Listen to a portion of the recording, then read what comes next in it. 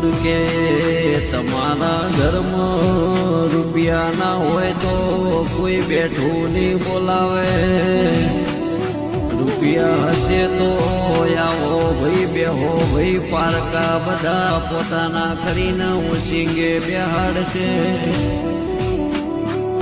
પણ કે સમય આવે એટલે મજૂરી કરી લેજો.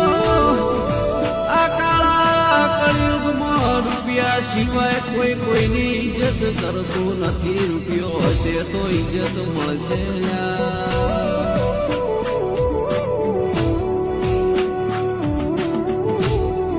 પણ કે દેવ સમય લાવે તો ગાડીઓ બંગલા થઈ જાય. ના ધારી હોય એવી ગાડી તમારા ઓગણે આવી